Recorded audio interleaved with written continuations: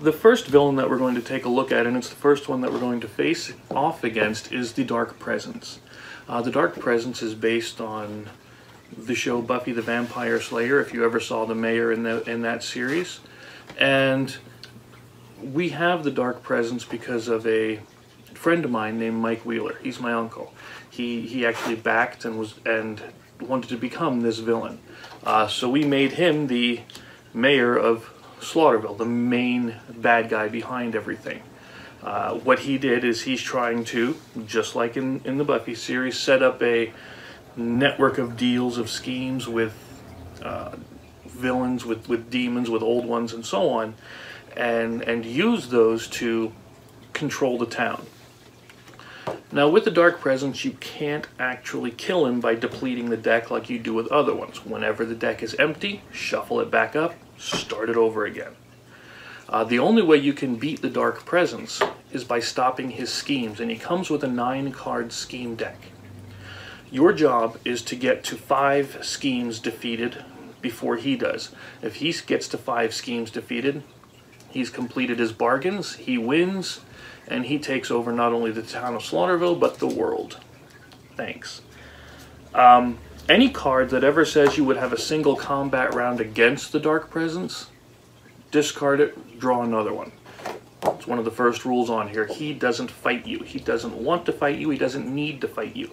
The only thing he cares about is his set of schemes, which we'll take a look at. Now, on the villain turn for this one, if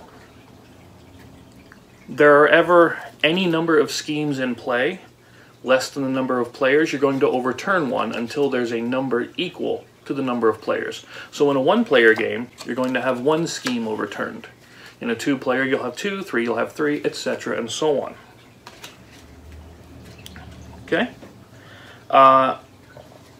You're also then, when you overturn a villain card, you're going to take a look at it. And on the villain cards, you're going to see symbols. And those symbols will match symbols that are on the schemes.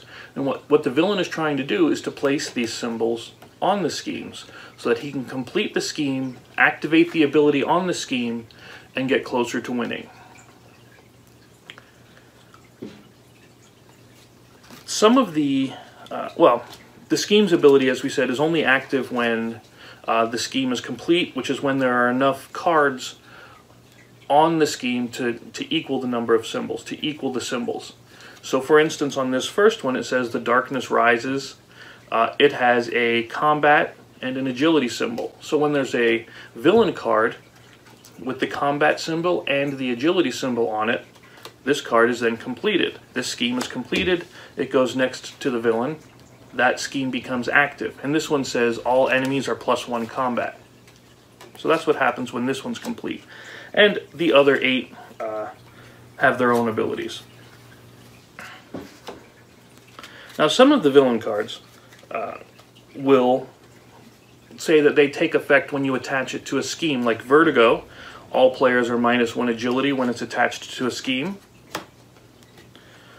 You'll also have cards like Debt Repaid, which the villain actually removes the top 3 cards of 3 random locations from the game. And all of this art is, of course, prototype, etc. We do have an excellent artist working on images for the game, which you might have seen and you might not have, but we'll try to put some up around here somewhere. And you might be asking yourself right about now, how do I stop these schemes? Which is a valid question. As a free action on your turn, you can go to the player starting area and try to stop the scheme. Now, the way you stop a scheme is one that hasn't been completed yet. You will look at the number of symbols on the scheme. Okay? That and however many cult cards, or cards with the cult symbol, are in the villain discard pile, is going to tell you how many dice the villain gets to roll. You, on the other hand, start off with 1 die. And you're able to discard allies, you're able to discard items, and clues in order to gain additional dice. A clue is going to give you 1 die, but items and allies will give you dice equal to their bonus number. So if if a card would give you +2 combat, for instance, you discard it for the test, you'll get 2 dice. And roll off, compare the symbols. If you have more successes than the villain, you've completed the scheme, you've defeated it, and it will go next to the player's starting area and count as 1 towards your goal. If you didn't, well then, that scheme stays in play, and all of the cards attached to it stay attached.